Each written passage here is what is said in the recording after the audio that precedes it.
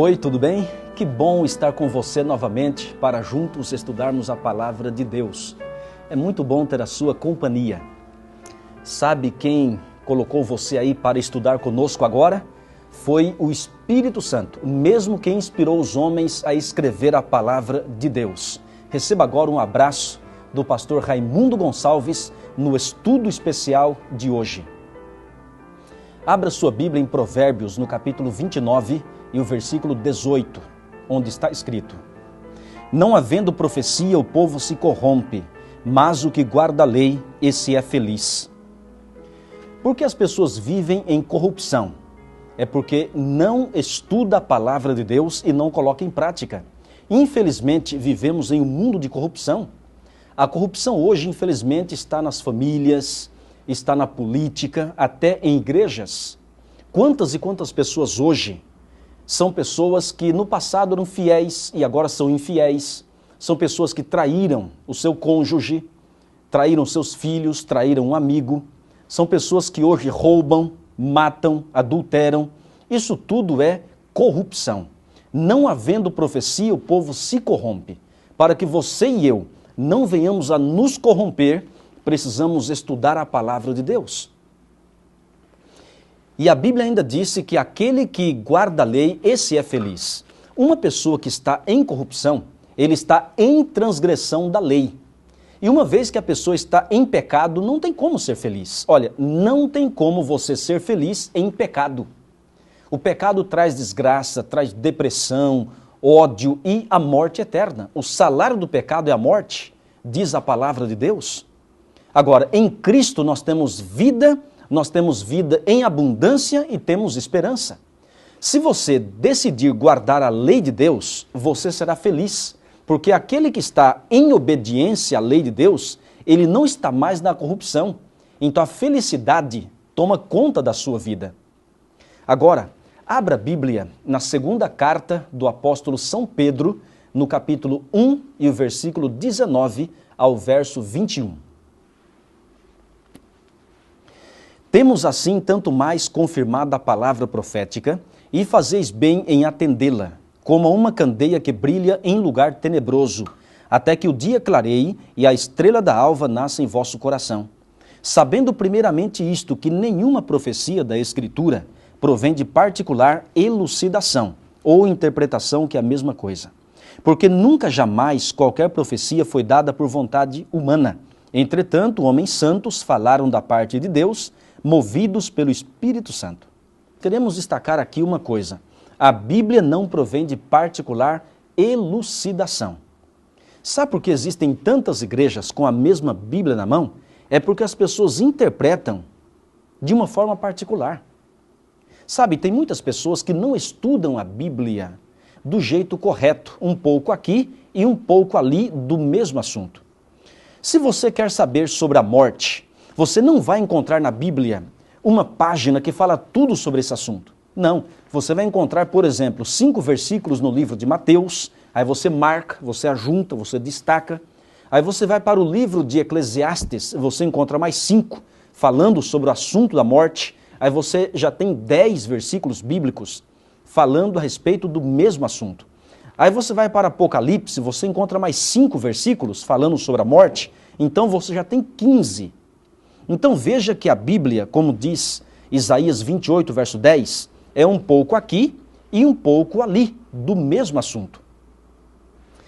Como um grande quebra-cabeça, você deve pegar a peça e colocá-la no seu devido lugar para formar o belo quadro do amor de Jesus Cristo. Agora, o problema é que muita gente não estuda a Bíblia desse jeito correto. Não é errado você lê-la de Gênesis ao Apocalipse. Isso eu faço, isso é maravilhoso, isso é ótimo. Mas muitas pessoas dizem assim: eu vou tirar a palavra. Eles pegam a Bíblia fechada, eles fazem uma oração em pensamento, depois abrem a Bíblia, corre o dedo, onde o dedo delas parar, elas dizem assim: é Deus que vai me falar agora, eu estou tirando a palavra. Isso daí é perigoso. Logicamente que toda a Bíblia, Deus fala conosco, Deus é maravilhoso.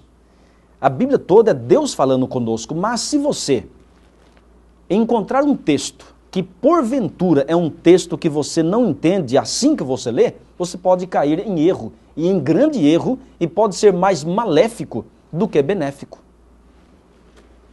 Conta-se a história de uma mulher. Ela estava angustiada, estava depressiva, com problemas financeiros, ela brigou com o marido.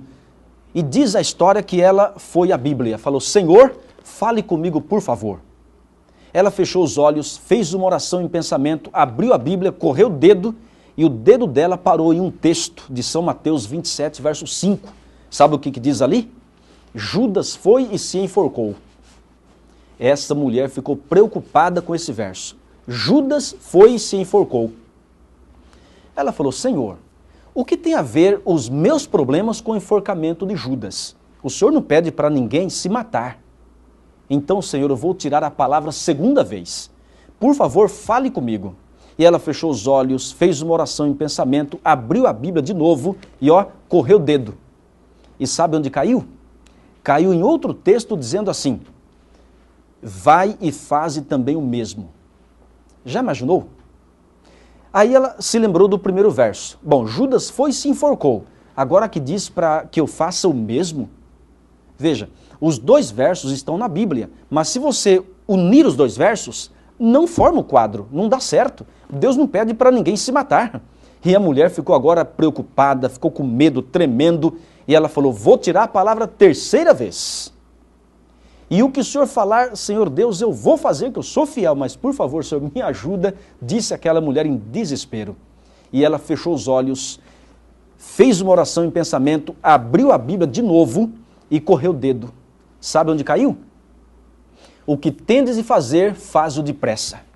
Olha, você pode até rir, e é engraçado por um lado, mas eu digo a você, tem muita gente se matando com a Bíblia na mão. Pastor, se matando com a Bíblia na mão? É isso mesmo. Você sabia que um dos maiores enganos hoje é religioso? Existem os falsos profetas. Existem aqueles que com a Bíblia na mão pegam textos fora do contexto e arrumam um pretexto. E ainda ensina. E a Bíblia fala que são cegos guiando cegos. E se um cego guiar outro cego, ambos caem no buraco.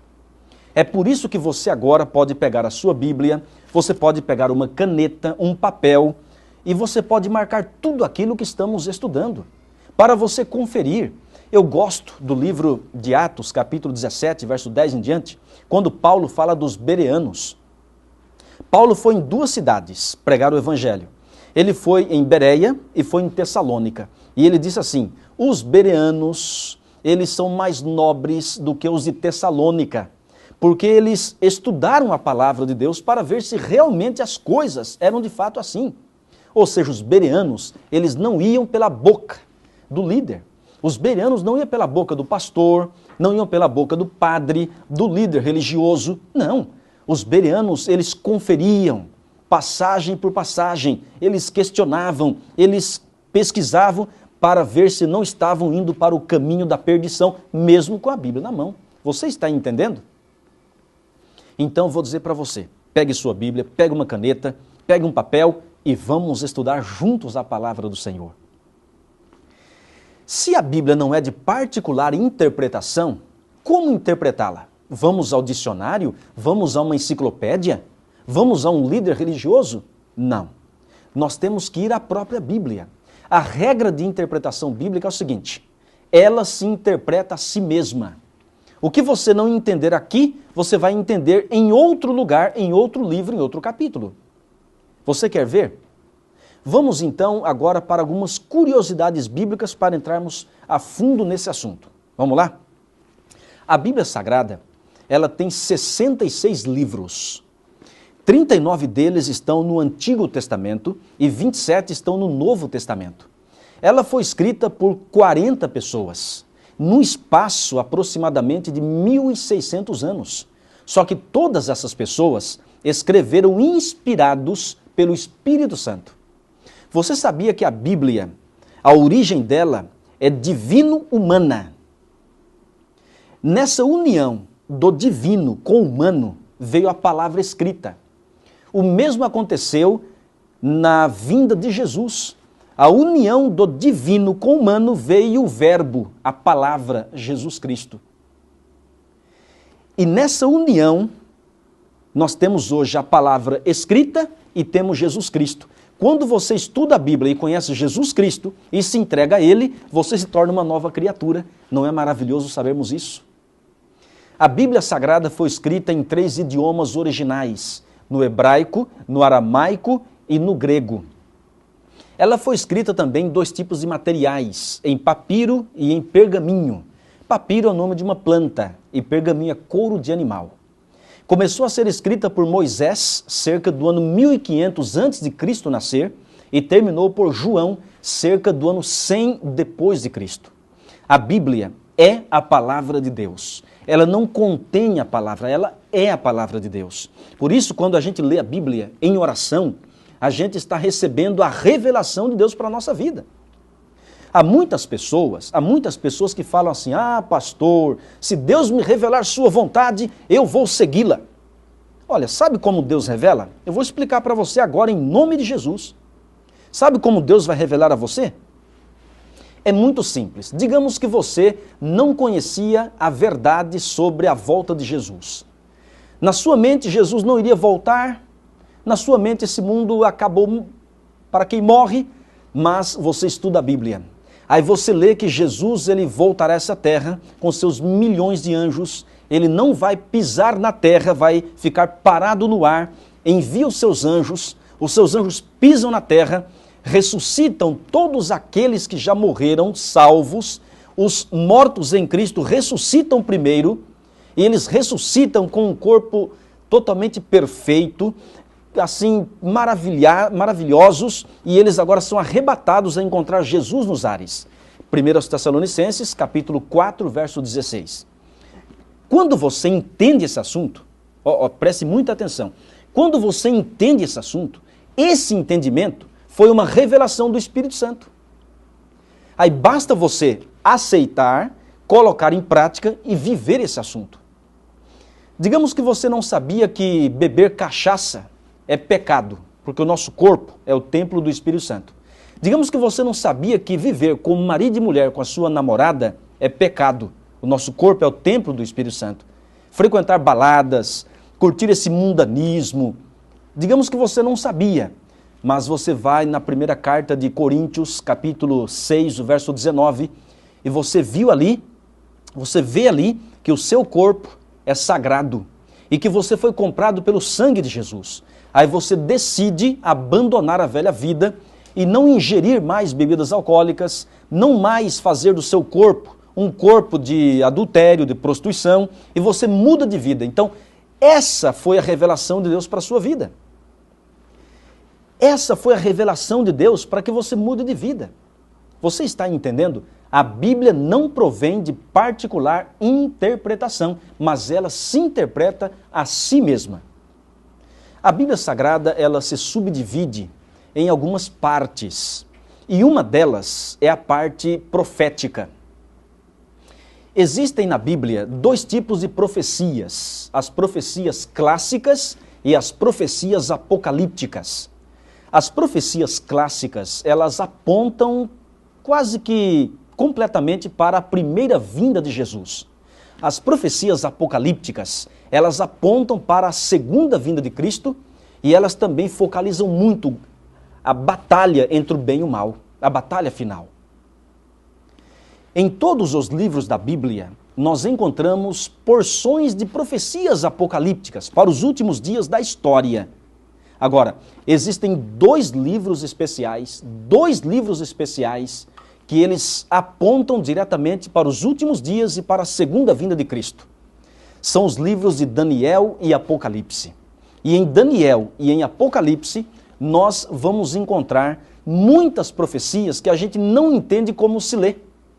Em Daniel e em Apocalipse, vamos encontrar 2 coisas misturadas.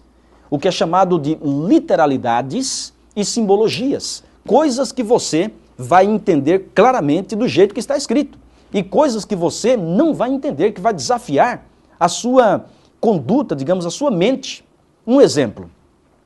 Em Daniel, no capítulo 6, encontramos a história de que o profeta foi lançado na cova dos leões, e leões famintos estavam ali. E eu pergunto, ele foi devorado pelos leões? Graças a Deus que não. Deus o protegeu. Deus enviou o seu anjo que fechou a boca dos leões e eles se tornaram como gatinhos. Mas agora você vai ver no capítulo 7 do mesmo livro de Daniel, uma profecia que fala de um leão, só que não é um leão literal. O que aconteceu no capítulo 6 foi literal, não foi simbólico. Agora, você vai ver uma profecia no capítulo 7 de Daniel que não é literal, é simbólica. Mas essa profecia nós veremos no próximo estudo, porque agora temos uma sequência que é a sequência, a batalha final. Você é o nosso convidado a estudar conosco o tempo todo esta série completa e eu tenho certeza, sua vida vai se tornar uma nova vida. Meu amigo, o Espírito Santo está com você agora. Eu tenho plena certeza disso. Não importa quem você é. Talvez você agora esteja no fundo do poço. Talvez você esteja com a corda no pescoço, mas por favor, tire essa corda. Deus está chamando você. Deus tem um plano para você. Talvez você pensou em fazer uma besteira na vida, mas meu amigo, a palavra de Deus, ela está chamando você para uma nova vida, não para a corrupção, não para a perdição. A palavra chama você para o encontro com a vida, um encontro com Cristo. Nessa batalha final, nós temos um vencedor. Nós temos Cristo que venceu na cruz. O inimigo é derrotado pelo sangue de Jesus. Você pode ser um vencedor, eu posso ser o vencedor. Neste mundo de trevas, a palavra vai brilhar e você vai ser um vencedor. Você crê nisso? Se você crê, diga amém. Se você crê, diga glória a Deus. Eu gostaria de orar com você. Eu gostaria de pedir agora a bênção de Deus para a sua família, para o seu emprego, por que não? Para a sua vida financeira, para que você tenha saúde física, mental e espiritual, e acima de tudo espiritual, e se prepare para a breve volta de Cristo Jesus a essa terra, a grande promessa que nos mantém de pé. Ah, meu amigo, minha amiga, Deus chama você. Vamos orar? Eu coloco agora a minha mão sobre a Bíblia. Eu vou abrir a Bíblia. Eu vou colocar a minha mão sobre a Bíblia e quero orar intercessoriamente por você. Grande Deus, onipotente Pai Celestial, neste momento a minha mão está sobre a Bíblia, Senhor, porque eu quero humildemente agora pedir que Tua mão esteja sobre cada pessoa, cada homem, cada mulher que nos acompanha em oração. Essa pessoa que está porventura triste, conceda alegria. Se essa pessoa está angustiada, conceda a Tua paz. Se essa pessoa está agora passando problema financeiro, problema familiar, talvez ela está agora pensando em se matar, ó Deus, estenda a Tua mão sobre essa pessoa, liberta, cura, faça um milagre e que essa pessoa seja totalmente liberta pelo sangue de Jesus. Que essa pessoa saia da corrupção, que ela saia do caminho das trevas e venha para o caminho da luz. Ó Deus, como ministro do Evangelho, eu entrego essa pessoa em Tuas mãos, em nome de Jesus. Amém. Muito obrigado pela sua companhia, é muito bom estar com você. E olha, Jesus tem um plano na sua vida. Um grande abraço e até o nosso próximo encontro. Se Deus assim permitir, eu aguardo você.